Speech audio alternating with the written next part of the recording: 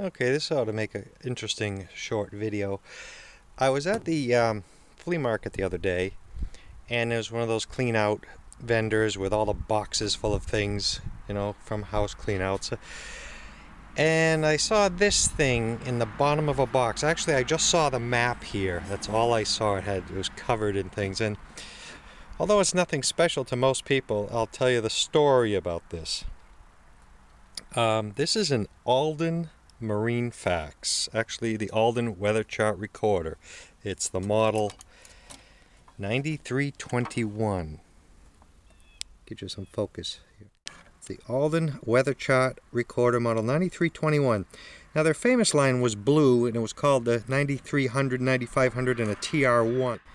Now this is a 9321, also known as the Kit Fax. Their more famous models were the 9300, I believe, 9500. Anyway, in the Marinefax line, I should remember. Anyway, yeah, serial number 348. I worked for this company while this was being made. In fact, my hands have touched this some 36 or so years ago. We're talking 1984 here. Let me put the roller back in and show you how this would have operated. It's since pretty much, because you can't get the paper for it anymore, it's pretty much obsolete. But what it is it's a weather chart recorder. Your weather maps would come on this. This is a case that holds these stylus belts. It scans sort of like a television would. This stylus belt scrolls across the channel here while the paper is in there, and this is grounded, and it's grounded via the sides there, and it would draw a picture slow, but as it progressed, you would see the weather charts. And this was made for marine use. This was also known as the Kit Fax. This was one you could purchase to compete with Heathkit. Comes mostly pre-assembled, and you basically put it together yourself. Again, I didn't get this with it. I just happen to have, this is the case that the stylus belts used to come in, because these used to wear out, okay, with use. Oh, what else can I say? I still even have some components from when these were made, the power switch and the LEDs here were like this, and I don't agree with this. The LEDs, I used to like putting them through the plastic a little more like that, but that's how this thing is made. I'll show you. I got the Panasonic capacitors that were on the motherboard. What are the date codes here? 8216. 8216.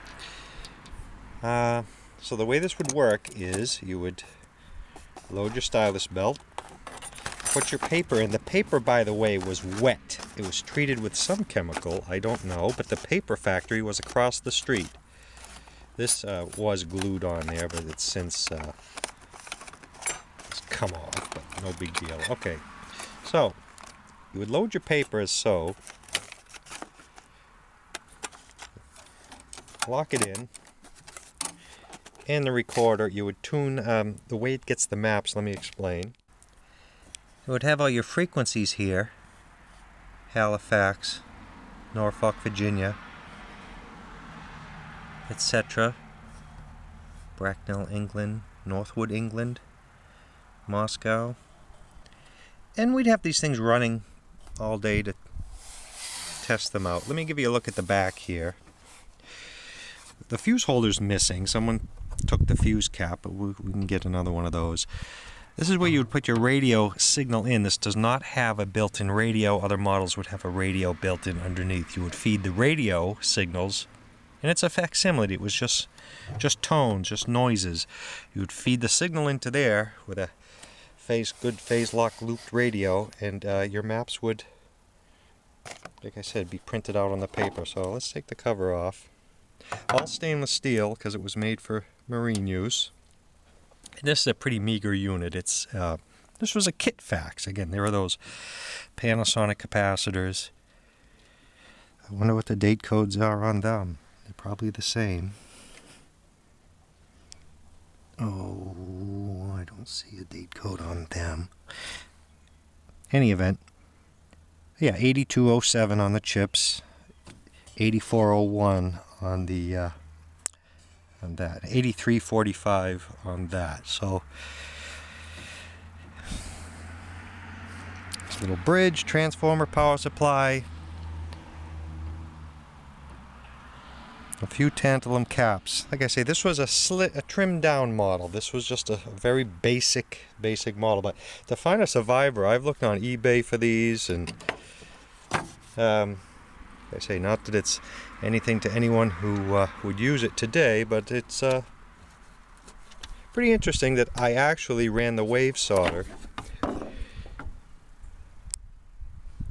on these circuit boards. I soldered all these, all socketed chips. And that was the assembly line for the Alden Marinefax.